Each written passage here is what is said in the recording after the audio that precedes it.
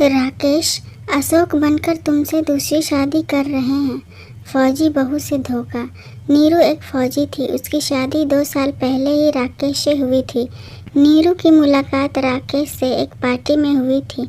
फिर धीरे धीरे दोनों की फ़ोन पर बातें शुरू हुई और दोस्ती, प्यार फिर शादी में बदल गई। नीरू फौजी में थी तो अक्सर बॉर्डर पर ही तैनात रहती थी, इसलिए वो छुट्टियों में ही अपने घर पर रहने आती थी। पर पिछले 1 साल से वो अपने ससुराल नहीं जा पाई थी, सिर्फ अपने मायके में ही रहने आ जाती थी।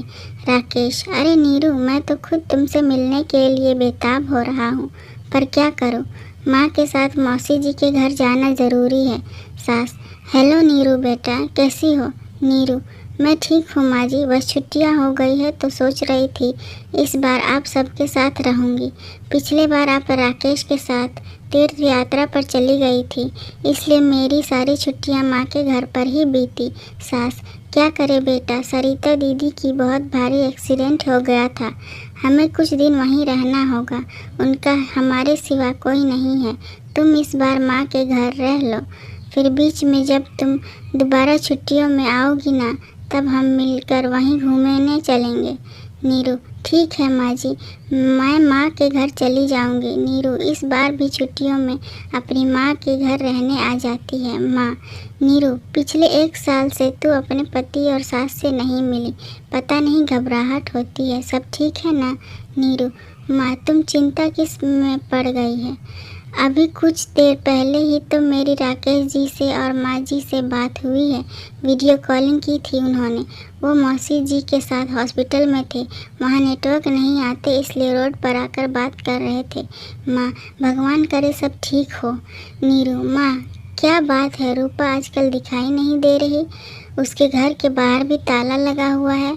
माँ: कोई कह रहा था कि रूपा ने दिल्ली में किसी बड़े रईस से शादी कर ली है और उसके माता पिता भी यहाँ नहीं रहते, वो भी रूपा के साथ दिल्ली में रहते हैं। नीरू: अच्छा, रूपा ने शादी कर ली और मुझे बताया तक नहीं? चलो, हो सकता है जल्दी में शादी कर ली होगी, कोई नहीं, अच्छा है। नीरू: माँ, मैं सोच रही थी तुम और मैं बाज़ार चलते हैं, कुछ ज़रूरी सामान खरीद कर लाना है। नीरू अपनी माँ के साथ बाज़ार चली जाती है। बाजार में एक अपाहिज लड़की किसी पत्थर से ठोकर खाकर गिर जाती है और उसके हाथ से सामान की थैली गिर जाती है। नीरू: अरे संभल कर बहन, रुको मैं तुम्हारा सामान उठा देती हूँ। अपाहिज लड़की: शुक्रिया बहन। नीरू: तुम्हारे पैर में चोट लग गई है, आओ मैं तुम्हें घर छोड़ देती हूँ। माँ: नीरू, तुम इस बच्ची को घर छोड़कर आ, मैं घर चली जाती हूँ। नीरू: ठीक है माँ। रास्ते में अपाहिज लड़की: आज के ज़माने में इतने भले लोग कहाँ मिलते हैं जो किसी की मदद करें। नीरू: मैं एक फ़ौजी हूँ, इसलिए मदद करना तो मेरा पहला धर्म है।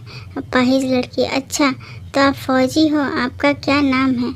मेरा नाम नीरू है। और तुम्हारा? मेरा नाम रेखा है। मेरा घर आ गया, अब मैं आपको अपनी माँ से मिलवाती हूँ।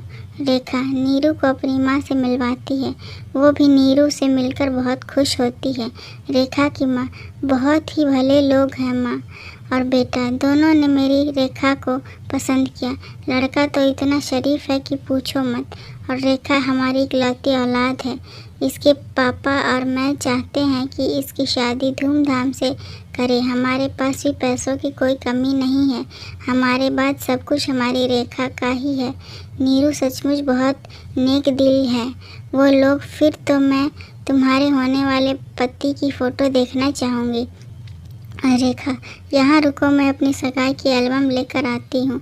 रेखा: ये हैं मेरे पति अशोक जी और ये मेरी सास। नीरू: राकेश तुम्हारा होने वाला पति? ये कैसे हो सकता है, ये अशोक नहीं, मेरे पति राकेश हैं। रेखा: क्या, ये तुम क्या कह रही हो?